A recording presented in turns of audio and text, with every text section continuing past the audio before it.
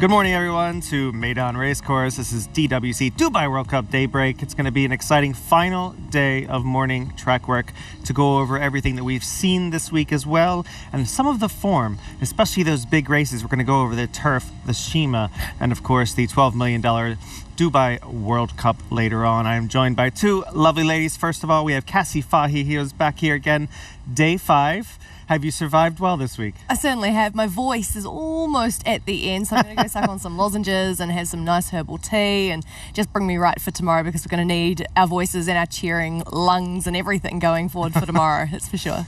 Yeah, we're all trying to save ourselves as far as the energy goes, but I feel like that's sort of a lost cause at this point. You just sort of sleep a few hours every night and then hope to rest up next week.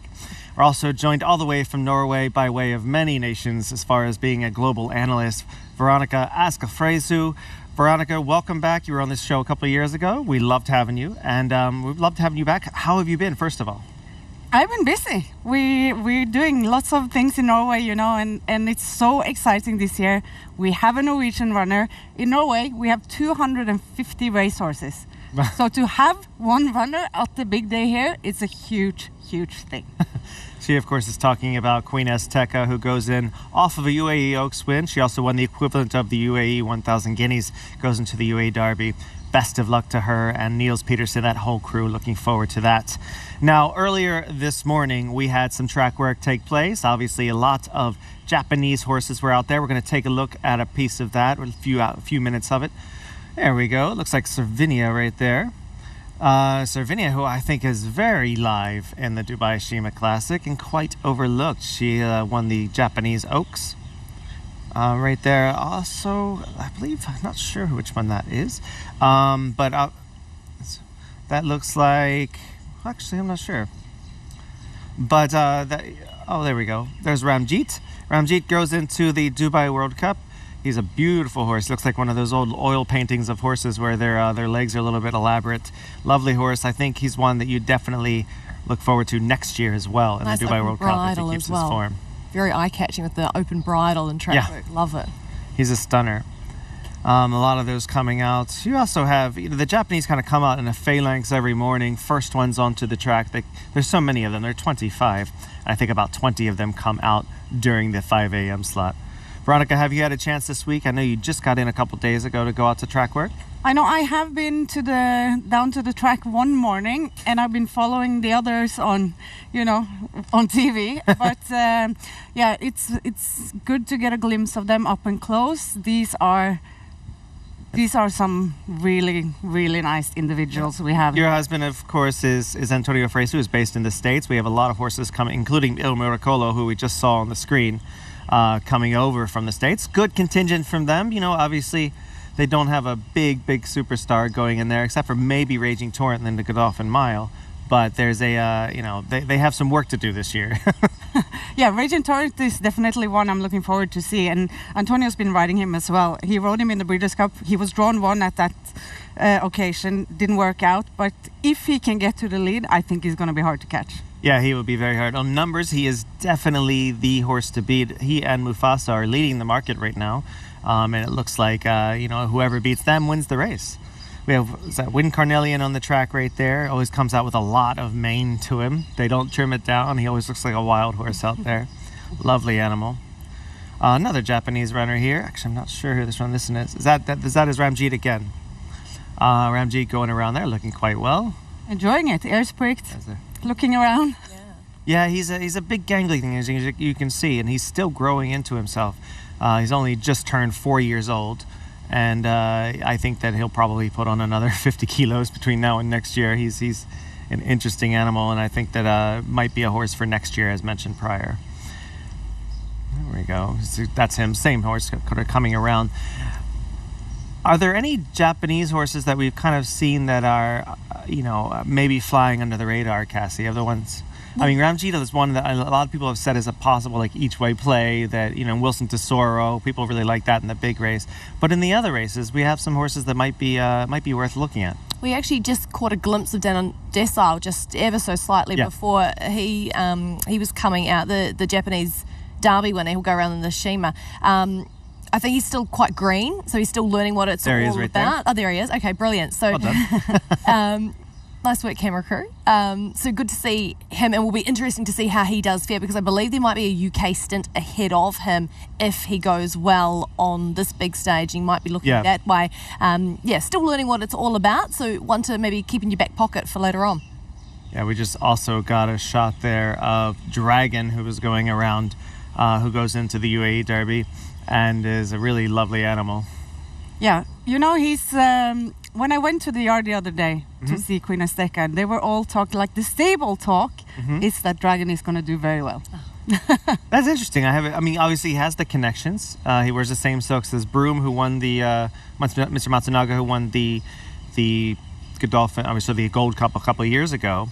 And he's always come over with some serious horses. He even sent Dudus over here twice. To one time he was scratched, the other time didn't quite work out last year. But he's never been afraid to send his better horses. And he will say that distance, right? Oh yeah, I think he'll have no issue at all. Even though he has a mind your biscuits, we'll see whether or not those horses have proven in the past, especially Derma Sotogake, who won the race, that they can stay a bit at least 9 furlongs, Exactly. 9.5 furlongs. Here we go. That's down on Decile going around again. He almost has the look of a dirt horse to me, but that might also come back to the fact that his mother was placed in the Breeders' Cup Juvenile Fillies, top decile for Al Stahl. There's Wilson Tesoro, looking well. As always, you can always tell him. You won't miss him. No. What's that? You won't miss him out there. Yeah, you won't miss him with that hood. Yeah. He likes to make a statement. Looks. And there's Duretza on the rail, as you can see in the back there. You can always tell by the little nip on his nose. Lovely animal, almost jet black otherwise outside of his markings. He's one that's interesting. We'll talk about him later. We'll see in the replay of the Japan Cup, where he ran really, really well on that day and nearly won the race. Obviously, Dudus was the big favorite. And he kind of toyed with both him and Shin Emperor. But he is one that a lot of people are kind of overlooking a bit in the Sheema Classic. A couple of the Japanese kind of get lost in the fray. There, of course, is one of the most popular horses in training, Ushba Tesoro, to your left, who's going to come out of the screen for some reason. And we also have, that is a Derby horse. I think that's Admire Daytona right there. No, actually, that is him. Admire Daytona is a lovely pedigree on him. Lots of American influence in that. He's by Drefong, Breeders' Cup Sprint winner, whose horses have proven they can go to 8 to 9 furlongs. So shouldn't have any issues with the extension of distance. And he also gets Christophe Lemaire back in the saddle. There's Ramjeet again. Oh, he's lovely, isn't he? Getting plenty of Really, airtime. really handsome animal. Would love to see him run well, but as you mentioned, maybe one for next year. Yeah, he's and we'll see a little bit of form later on him, but he must step up. He has no kind of not the turn of foot is absolutely necessary on the dirt, but he has no extension, no turn of foot at all. Like when horses like Forever Young put him to bed, he has no response. So he kind of has to grind his way into the race.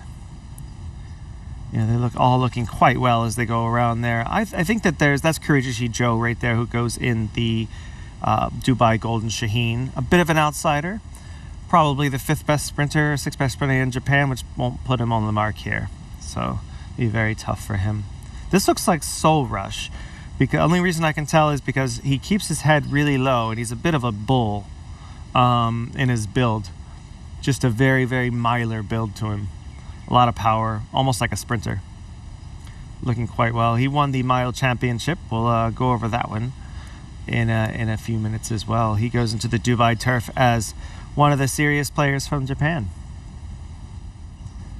This is he's really putting in a little bit of work this morning, considering it's the day prior. We've seen a couple of them that were actually going a bit faster than I was expecting. There is Dragon there. Looks lovely. Kind of a little. They're saying there's no issue with the stamina at all, but he's not the biggest thing ever. A bit of a slight horse. Kurijishi Joe going around again. Has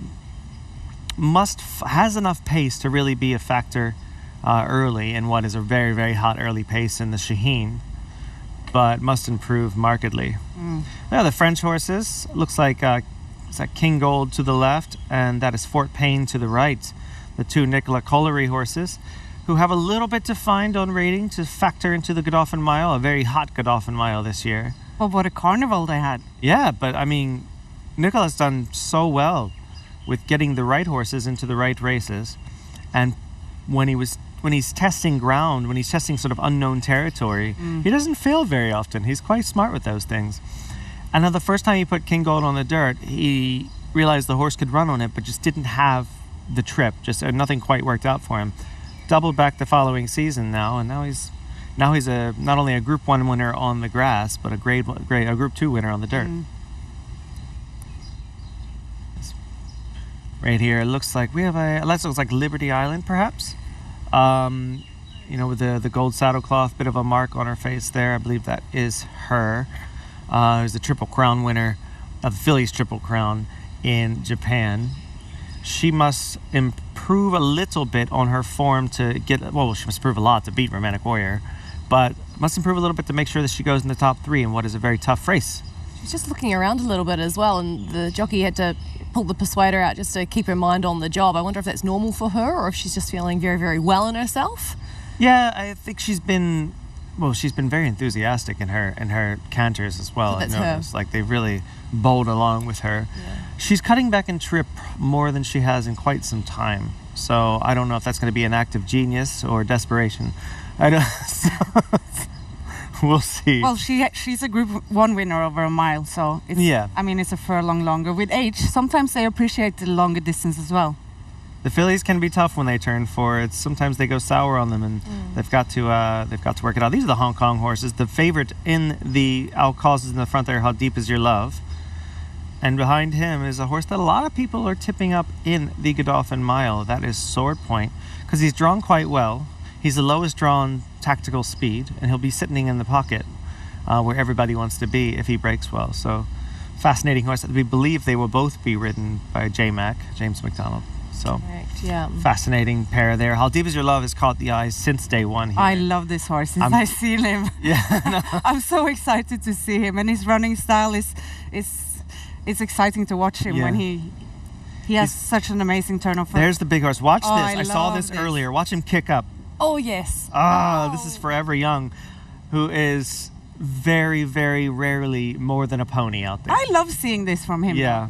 One day out. I think he's ready to go. He's one thing I've noticed about him, I've seen him in 5 or 6 race meetings now over his career, and I've never seen him like this. But I do know, and also by talking to his connections, he's a very intelligent horse. He senses probably that it's race day. You can kind of tell, because when he lobs around here, he looks like a lovely ride. Yeah. I would love to get on him, but probably won't ever happen. But but then when he's done his work, he stands up in front of all the media and he just stands there like he owns the whole place. He has that presence. He loves it. Well, actually, Laura's got somebody right here that we're going to get to in just a moment. She's been very busy down there. She's going to be the 4th member of our team. We're going to get through some of this footage right now. We got a few more minutes of it from this morning. There's Forever Young, but I'm looking forward to welcoming Laura to the broadcast in a few minutes. She's been a good soldier out there, talking to all the connections, and it's actually very, very busy over at the connections area. There are the 3 Yahagis. You got Shin Emperor, the chestnut with a blaze. In the back there, you have American Stage, goes in the Shaheen. And of course, the big horse, Forever Young. Now he looks like the Forever Young we know, where he looks like basically a pony. He's such a relaxed boy, but he's just ready to go. I love seeing that in the beginning of the canter when they're breaking off and they want to do something a little bit more. I'd rather see that at the end where they get cantankerous. He's actually a very chill animal. And you've ridden out a lot, Veronica. What do you see from him that? Well, obviously you've seen him a lot in general. You saw him at the Breeders' Cup. You saw him here last year as well.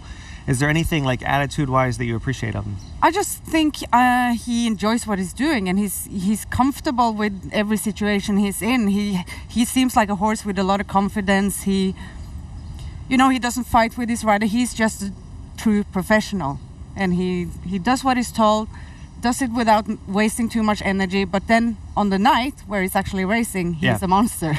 Yeah. Yeah, this is then we got some of Busaba's horses going on out here. Unlike Bupat Simar, who will very rarely bring out anything the day before, Musaba will come out. We have some fast work happening here. I would imagine these are horses not running in the World Cup, which is valid. They're probably running at Abu Dhabi next week, which has a couple of nice. We have a Group 3 affair next week, which is going to be good. Yeah, for the season closer. Yeah, the very last meeting of the year. And how So here's exciting is some the lovely Jockey slower horses Championship? running at Abu Dhabi next week. Very exciting. Sylvester. It's close. Yeah, Sylvester's on top. I thought Tig had the championship wrapped up. No, I was just the saying how exciting it the is. Jockey Championship This is is remorse, I fascinating. think. It really is. Tig works some magic sometimes, so you got to be careful. Like he has multi-win days. He doesn't give up until the very end. Yeah. This is a Bupat Simar horse. Leo. This actually, I could be wrong, but this might be Walk of Stars that's going around there, the way he's looking. These are non-World Cup horses. You can tell by how they have no saddle cloth on them, and they're a little slower than everyone else. There is the aforementioned Queen Asteka in the front there. Yeah, Veronica, you saw her come out of the chute, and you were She looks absolutely keenly lovely watching her. with the Niels Peterson NP on her face there. She's got the nice big blaze there. Daughter of Godolphin Mile beaten favorite of 2017, Sharp Asteka. He finished third there after one of the worst rides in the history of God and Man. All the way on the outside there, he's not a World Cup horse, but he's a lovely animal. He's a son of Curlin, trained by Bupat Simar. That is King Ottoman. Almost white there. Another Niels Peterson horse. No idea who it is, but it's basically a little It's little Miss mate. Windtown. It's what? Miss Windtown. Miss Windtown. Okay. Yeah. Okay. All right. We have Laura, who's going to be with us in just a minute there. Let's go over to the training area. It's been a hot morning. Laura is right there in the middle of the heat of the action. Laura, who you got? The great thing about Dubai World Cup Week is you meet so many interesting people, and Ed Arkle is here in his role as Goodwood Director of Racing. And welcome back. This is not your first time here, is it? No, it's not. It's great to be back. It's such a good meeting. Best horses in the world here, so very good to be back. And you're on a bit of a world tour. Where have you been?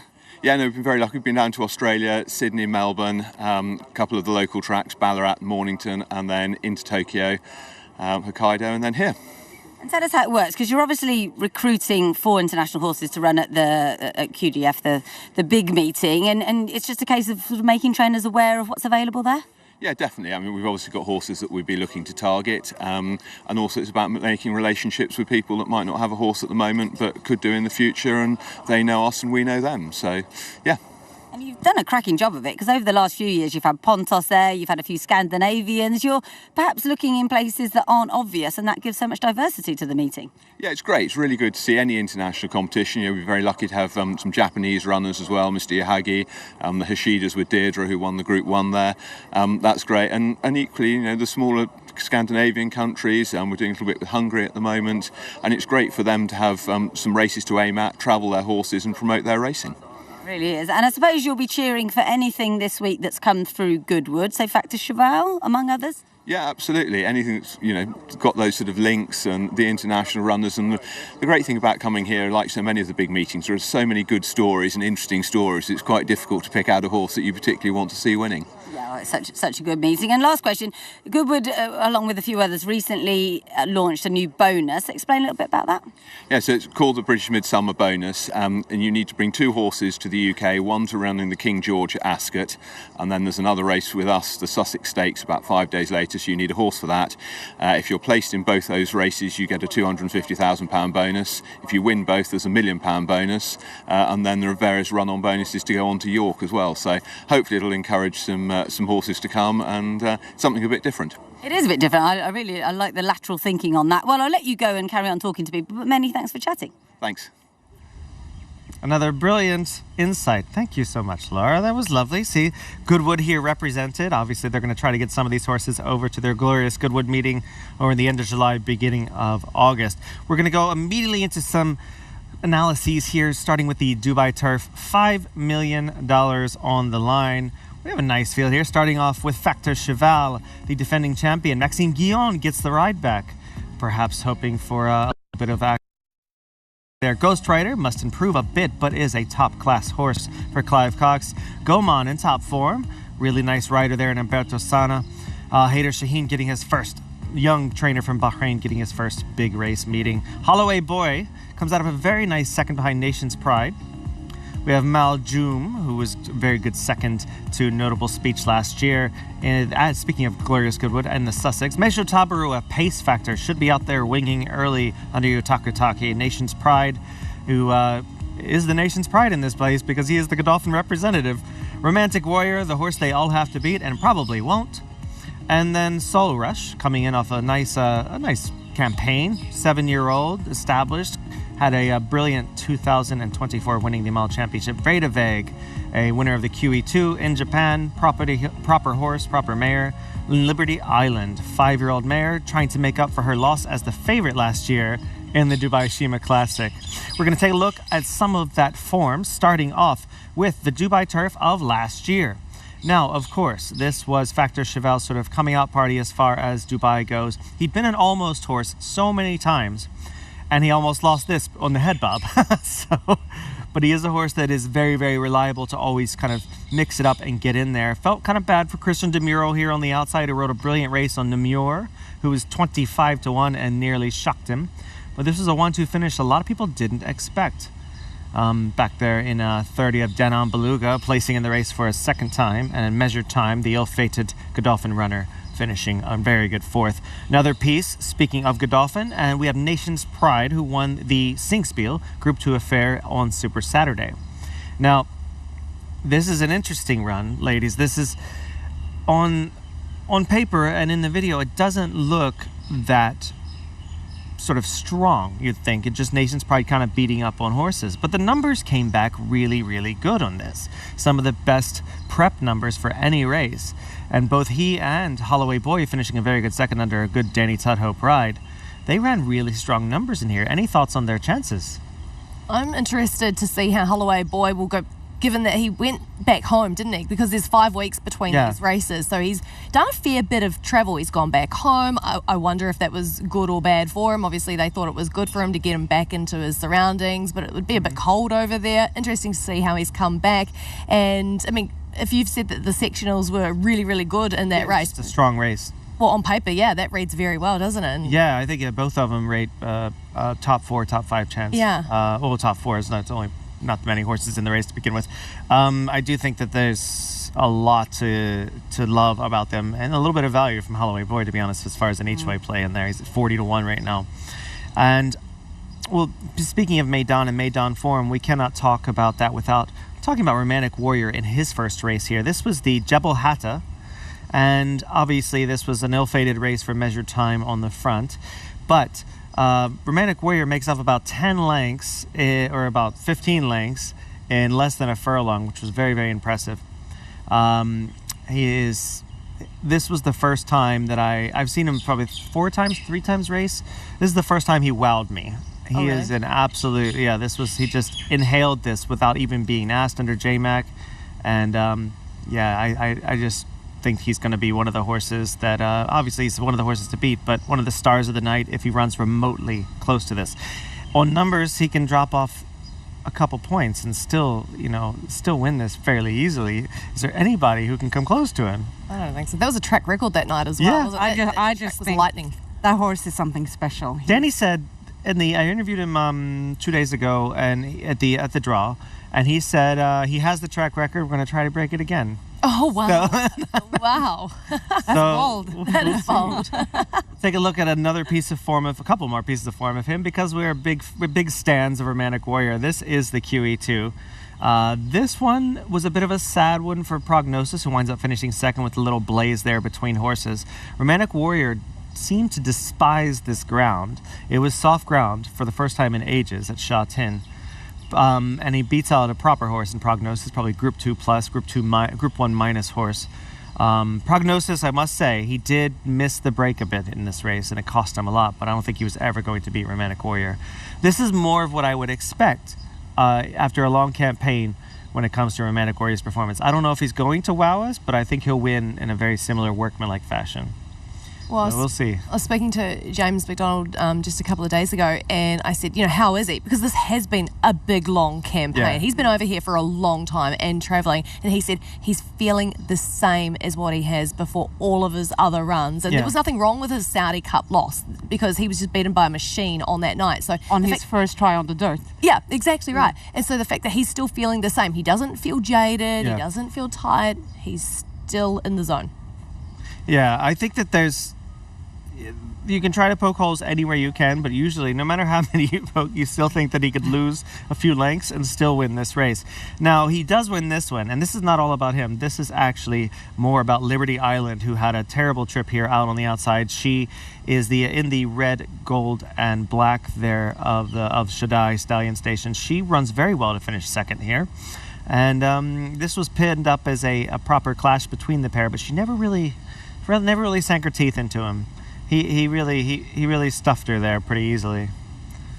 And that was something that probably would have got him a ban in the UAE, what he did celebrating at the very end.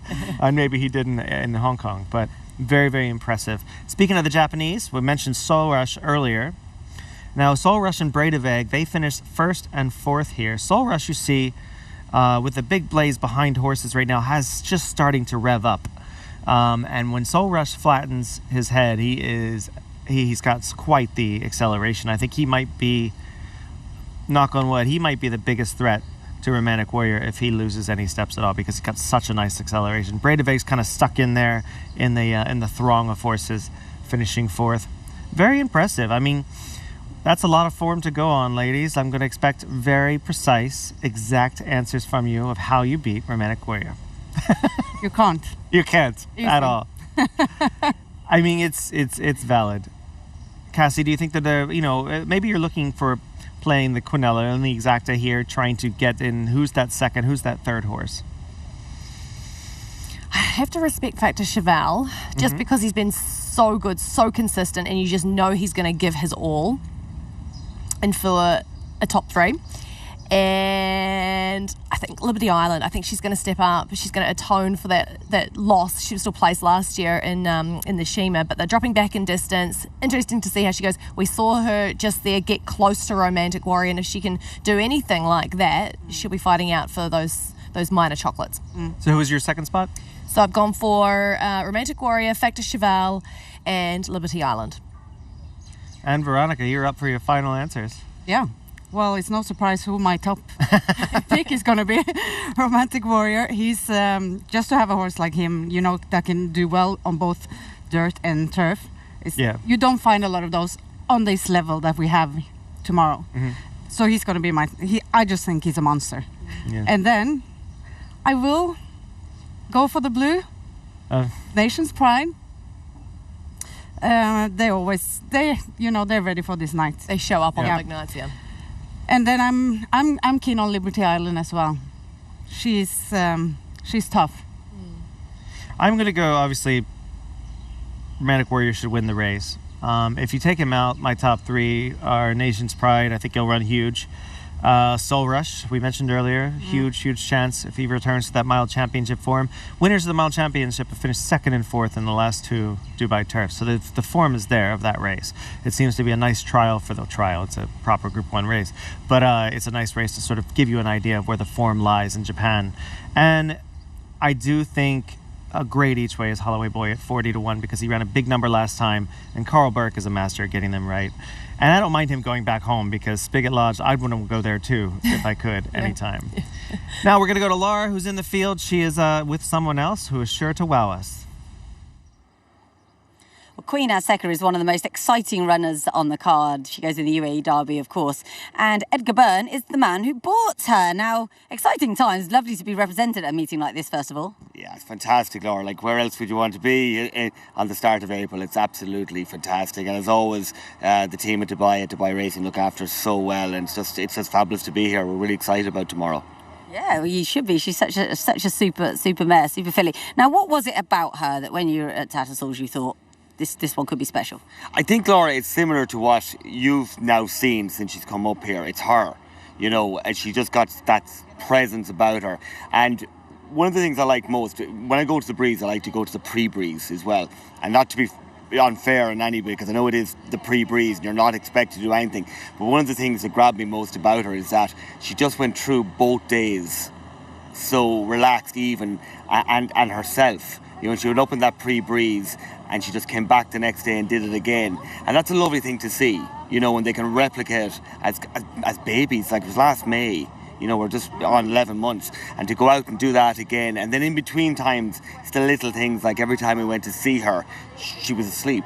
I mean, poor Justin Ray, who was consigning her, he was brushing her tail out 20 million times because we had to literally get her out of bed every time. And it's just that, those little things that relax. Because when you're at places like that, you're in Tattersall's, you're in Newmarket, the buzz, the going, the coming, it's hard on them. And they're the little things that last with them through their careers. Some of them just don't take it. They don't take the actual breeze. Maybe they get a little bit sore or whatever. But mentally, it's the mental state that makes the racehorse. And she had it in abundance. And we're seeing it here every morning. And I think people are seeing her more and more and sort of going, God, she's nice. And she's a lovely girl. She really is, and it's a tremendously international story. Like, you're Irish, she was bred in the US, she's trained by a Dane who lives in Norway, her jockey's from Chile. I mean, it's great, isn't it? It's phenomenal. It's the pure United Nations. I mean, this is, you know, what's happening in the world at the moment is the United Nations here. No, it's unbelievable. And everybody in that has got such a big part in our story. And stories is what make racing. We love a story, you know, so she's got that abundance. But I think she's got the story, but she's also got more than a story, because she's a genuine good racehorse. And you got to put the two running parallel. Stories are lovely. I mean, we love a story. But I think when she stands alone in herself, she's a proper good racehorse. And that's what I'd like to see her remembered more for going into tomorrow. Not remembered, but, you know, we think of her as a challenger as opposed to a story. And that's what we see. Oh, I think we all agree she's a challenger. She's done it round here, which most of them haven't. It is tough, though. She's a filly against the Colts. We only had one filly win this. Realistically, put your pundit head on. Yeah. What do we think?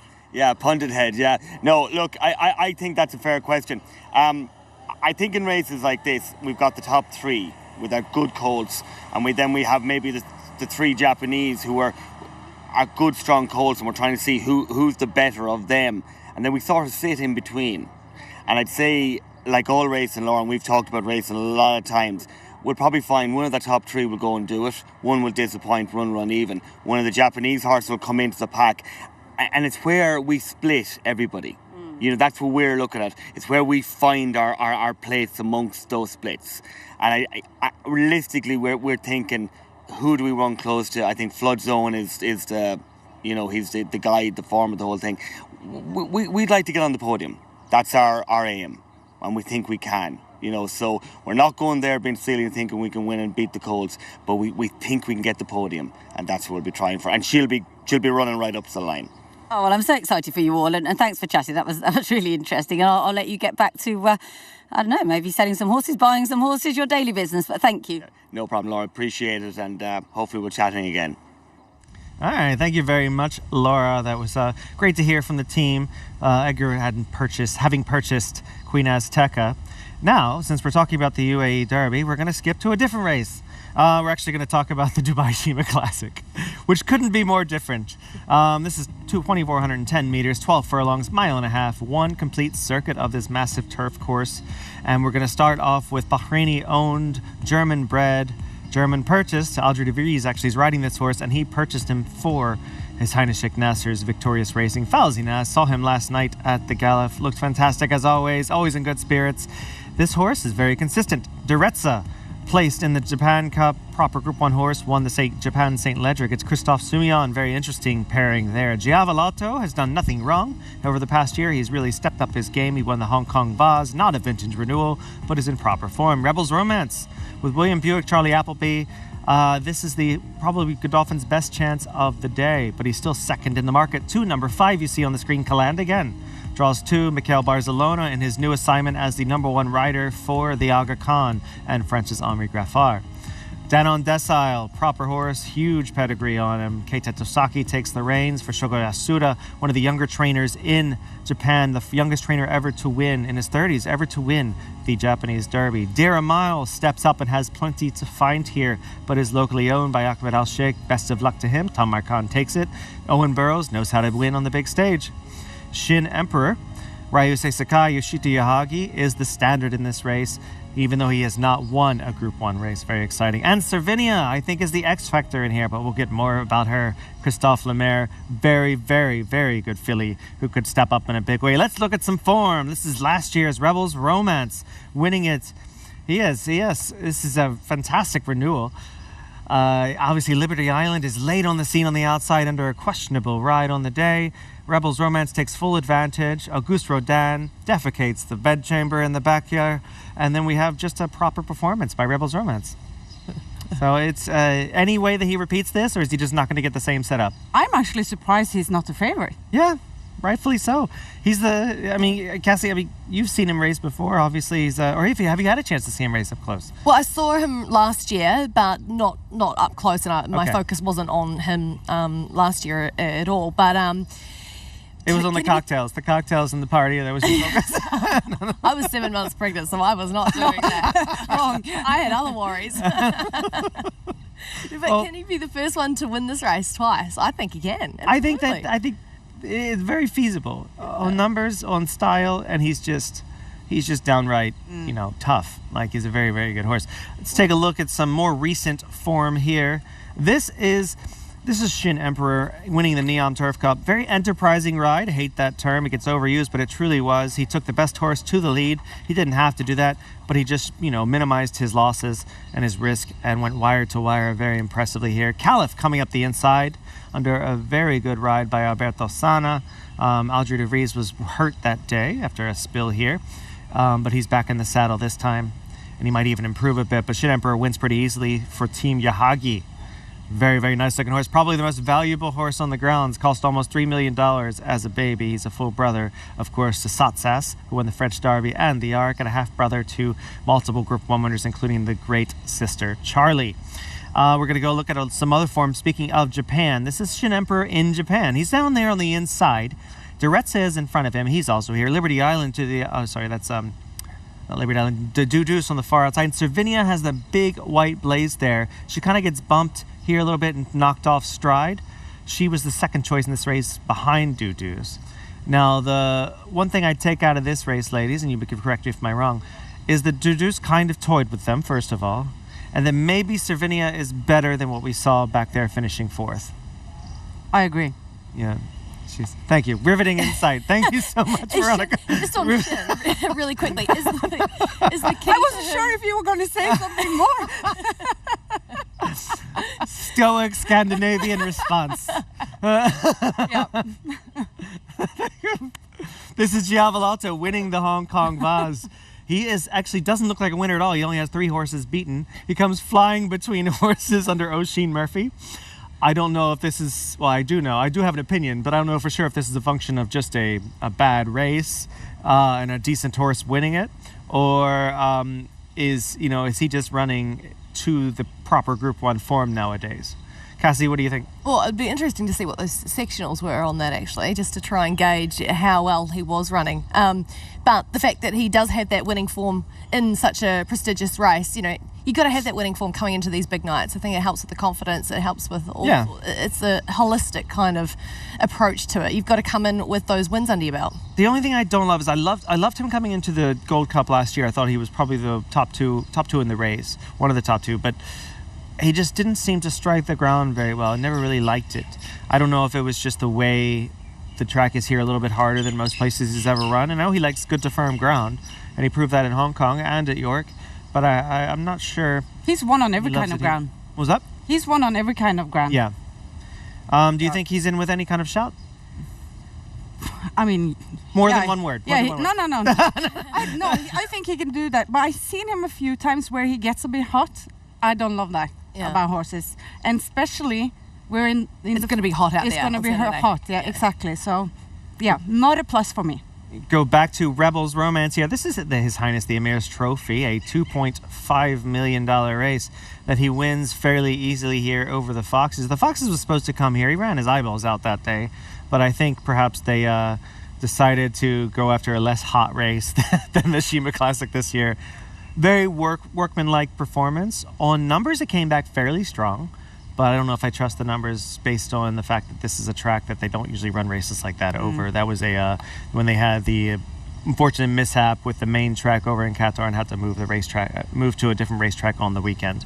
So Rebels Romance, and last but not least, let's look at Calandigan, the race favorite.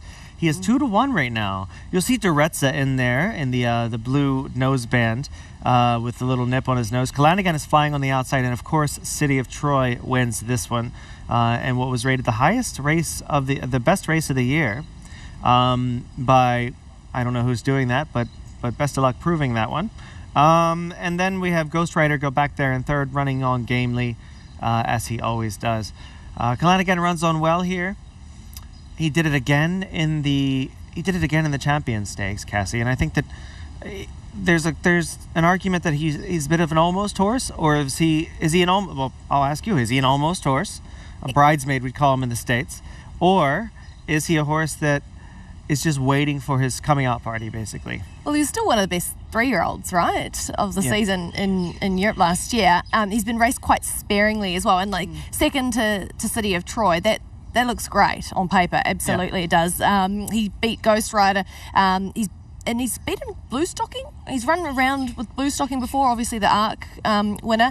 He's had a gallop to bring him on, so he's got a little bit of time between runs, but he has had a good gallop to bring him on. I think he's a bit more of a back marker, and then that way he can develop into his rhythm. So maybe that's sort of part of his issue as well. Sometimes he gets caught up in a little bit of traffic and makes things a little bit more difficult for himself. Some horses out on the track right now. This one I cannot tell because it is delightfully warm.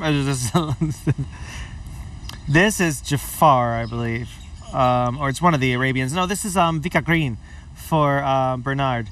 Correct. And looks like quite well out this morning. Horse has a lot to find, and probably appreciated how. Well, you never know with the Arabians. Veronica, you would know, but how often are they able to transfer form when they have never? Well, first of all, first time they try the dirt. I think on this track here, it depends a little bit how the race pans out, and how tough that individual are. Because if they got a bad draw, they got plenty of sand in their face. They kind of like, no, thank you, sometimes. And so it's a hard question to answer. Aspan coming out. Maybe Aspen Al-Khaladia, the big second choice in the race. That makes a huge difference. He was the big favorite last year, coming in 16 for 16, but he's lost 2 of his last 5 or 6, and they were both here in Dubai, or 2 of the 3 were in Dubai. So, this is Factor Cheval. I can tell this from a mile away. He always rides up really high there. Rider. And he's a 75 kilo rider. He's the heaviest rider out there, but he also grooms the horse, and he won the best turned out at the Saudi Cup, the richest best turned out in the world at $2,700. What's interesting about him though is he's tried the dirt now, and then he's going back to the turf. So but he has, the only thing I worry about is he's had 2 very, very tough races, and sometimes you might agree with this. It's just a very, very difficult ask in that way. No, we have, who is this coming down? Is this Giavolotto, maybe? He's got the big white, this might be Giavolotto. I can't tell from here, but it's a little bit hazy this morning, which is so weird.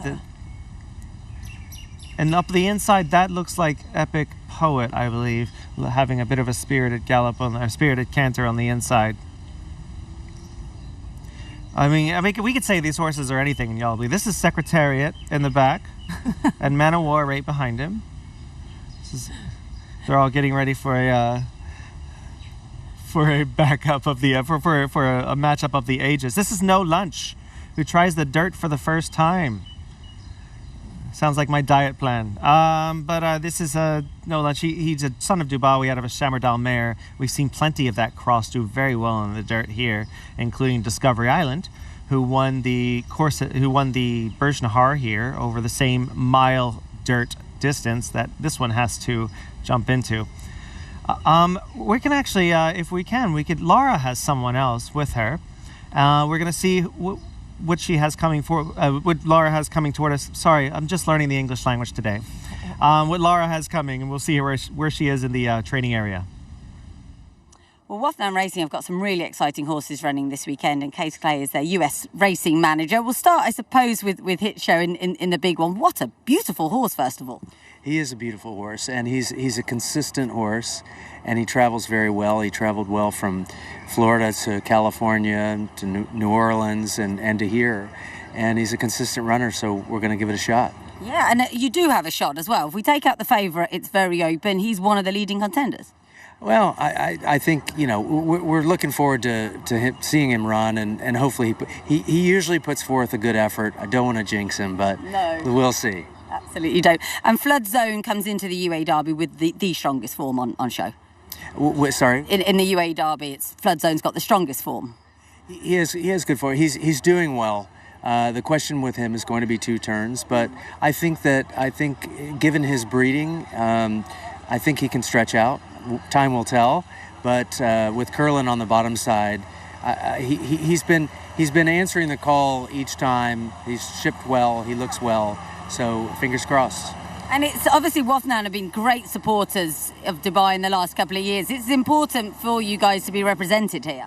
Yes, I mean this festival, this carnival, the whole carnival is a very important part of the international racing calendar, and for us it's very important as well, including these races on Saturday. And plenty going on this weekend for Wathnan. Road Lightning in the States, which is a wonderful bit of international campaigning. Yeah, it should be fun. It got moved to Tuesday, so hopefully the rains hold off at Keeneland over the weekend. But he's going to run in the Shakertown and then see from there. Tom Clover and Richard Brown picked this spot, and I think it's a very good spot. I think it is a very good spot, and I think that one thing I really like about the Wathnan operation, they are not afraid to run anything anywhere, are they? They're very, very international. Yeah, it's fun. It's a sporting outfit, sporting team, and it's just very fun to be a part of. Well, I wish you all the best of luck tomorrow. I'm sure there'll be a few nerves flying around, but many thanks for chatting. Thank you very much. All right. Thank you to hear from Case Clay from Wathnan. It's going to be really interesting to see how they do on the day. I think they have 2 live chances. They have the favorite Flood Zone in the Derby, and of course Hit Show in here, as you can see, number 2 there. Let's look at this field for the big dance, the big day, the big race. Very exciting. 12 million on the line, going off at 9:30 p.m. at night, which is going to be fantastic. We have Forever Young, the big favorite, draws ideally in 5. We have Florent Drew taking the reins on Hit Show, a proper Group 2 horse in the States, Grade 2 horse. Brad Cox, big chance to hit the board there. Falls out of 7. Il Morocolo has some to find, but he does get Johnny V in the saddle, one of the best there is anywhere. Imperial Emperor, winner of the local prep here, with Tygo Shea, Bhupat Seymour, the defending team in the World Cup. Let's look at the next page if we can. Katona, the longest shot on the board. Mixto, also trained by Doug O'Neill. Frankie Dettori on Mixto. Sylvester de Sousa on Katona. Can't get any better than those both ex-Godolphin jockeys. Kosai Miura goes on Ramjeet once again for Shozo Sasaki out of 9. Rattle and Roll gets William Buick in the saddle. Interesting pairing there for Kenny McPeak. Ushpitasoro, 2023 winner, where Akira Sugawara comes out of post 4 in what will be his career finale. Walk of Stars, the speed of the speed, draws the rail. Interesting. Gets Mikhail Barcelona, known for running horses on the front and not liking kickback in his face. Wilson Tesoro, with Yuga Kawada, rounds out the field in 11 and breaks from post 3. A very consistent horse coming off a 4th place finish in the Saudi Cup. Let's take a look at some of that form. Now we're going to first look back at last year's. This is Laurel River. We mentioned Bhupat Seymour winning this. Tygo Shea taking a big old breather right here and then asking this miler to stretch out 1 more quarter mile, and he does. He answers him emphatically here, leaving them behind and winning by 8 1/4 lengths, I believe, on the day. We have Ushpitasoro rallying very gamely on the far outside to finish 2nd, and the Saudi Cup winner there finishing a nice 3rd in Senor Buscador, who is now retired to Lane's End Stud. I do believe this is a proper performance, and for Ushpitasoro to come back and he's just consistently run well over this course. I will look at another piece of form here. We have the Saudi Cup from this year. This is the key piece of form on the day. Forever Young first, Ujjwal Tesoro third, Wilson Tesoro fourth, Rattle and Roll fifth, Ramjeet sixth, and Walk of Stars backing out to 12th after setting the pace. Of course, that's Romantic Warrior on the front, who we mentioned earlier. He gets beaten here by a better horse in the dirt, Forever Young. People will say that it was James McDonald's ride, but I think it was just the Forever Young's a better dirt horse. Just a machine. And he wins it here. He comes out of a career. It's the career best effort for him on every metric. Can he improve on this, or is he going to bounce from this, Veronica? I think he handled that so well. Yeah. Shipped over here, he looks like $1 million. Yeah. And yeah, I think he can. Yeah, I loved what I saw this morning. He's just showing a lot. He's just emphatic action going around there, and I just think that, I just want to see another superstar, and if he's the one, I'm all for it, because he's done nothing wrong, and it's But great look at his connections. career. I mean, he won the UAE Derby, and it's been just, he hasn't run a bad race since, has he? No, and the thing is, his two losses, they said they learned the most from. He had excuses in those races, probably bad rides, to be honest. Young rider, but that rider, Ryu say they can improve, especially at that age. And I feel like he's improving with the horse. Like, he's really showing confidence in the animal, and you've seen it in the way he rides him. He's getting him more involved and just letting him catch his stride no matter where he lands. And if it's on the lead, it's on the lead. I wouldn't be shocked if Walk of Stars doesn't break. We get a wire-to-wire type performance from Forever Young. Let's take a look. Speaking of the local horses, we mentioned Walk of Stars. We'll get to him in a moment, but we're going to look at actually the Group 2 Maktoum Classic here. This was just a few weeks ago on Super Saturday. This is Imperial Emperor running a big race here from the outside post, and he just puts it to bed pretty easily here. No one could answer him. I know it wasn't a great field that he beat that day. I mean, King Gold is back there running a distance longer than he wants. But he does put up a proper performance, and on numbers, it was exactly the same number he ran finishing second to Walk of Stars, which we'll see in just a second as well. He's a straightforward, uncomplicated horse, according to Bupat. Ty gets on so well with him. He's, I think, a 3 from 3 rides on him. He obviously chose him, which initially, when he chose him, Imperial Emperor, over Walk of Stars, I was a bit like, oh, okay. Yeah. But I think it speaks volumes now that Imperial Emperor is the top string going into this race tomorrow night. Yeah, and he's going to be, for me, like, he's an interesting horse because he does have that tactical speed, and where he lands in the running of the race from the outside, he has an advantage to sort of pick and choose where he wants to go. He's not going to be pinned in everywhere. And we heard earlier this week that Tig said he's always had an outside post since he's been here, and he's never had kickback in his face, really.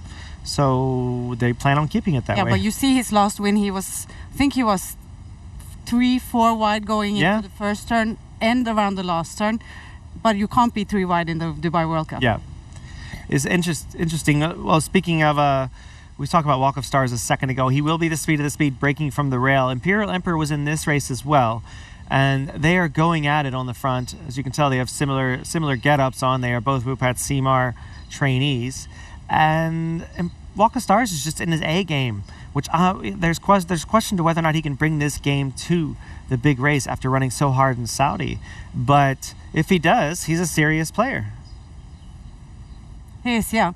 The only thing that worries me with him, I just don't know. We've seen this horse here a few years now, and he's not always shown like 100%. Yeah, he's not as genuine as you prefer. If he gets too much pressure, I think he can say, not so fun, I thought it was interesting. But he's been brilliant. Don't get me wrong. Yeah, I thought it was interesting. Yeah, he has, and that on numbers, we have the number, the Ragas and numbers in the States, the Sheets numbers. He ran the fastest number of any horse in the field when he won the Antizar and ran off the screen, and he came back and ran another fast number in the beating Imperial Emperor there, and then he regressed really badly in the last race, which to me says they probably, after two big numbers, he probably should have taken the 2 months off. But ASPA being an operation based in Saudi, they wanted to run in the big race there, and he had kind of earned his way into the race. It's a lot to ask of him to come back and run his race, but I will say this. I don't think he will, but I will say this. Bupat Seymour has twice run up the track in Saudi with horses and come back and won the big race. Let's look at some more form. Let's go over to the States. We're going to run the Pacific Classic here. This is a Grade 1 affair. Very short stretch there at Del Mar. Mixto on the outside in those black and gold silks of Calumet Farm.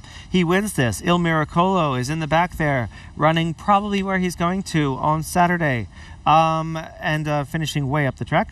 But Mixto was very impressive here. Katona is also in the back there in the gold silks in the far back number 5.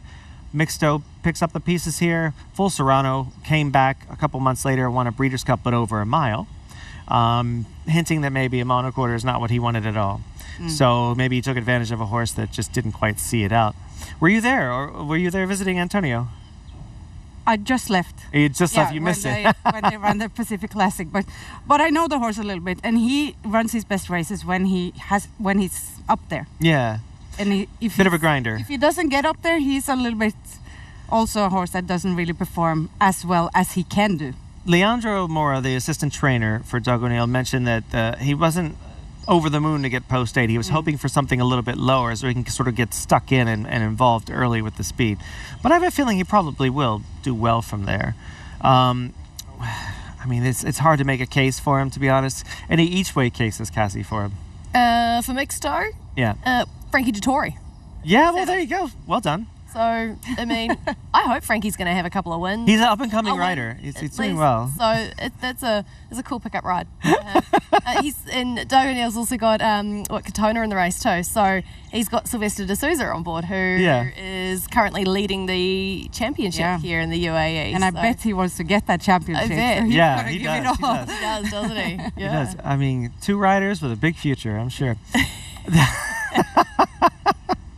Let's go over to Santa Anita for the Santa Anita handicap, the last piece of form we will see here. This is a horse in Locked who won this race for fun, but we're going to look at the gray horse in the background. This is Hit Show, who was too late on the scene, but runs on well to be third here.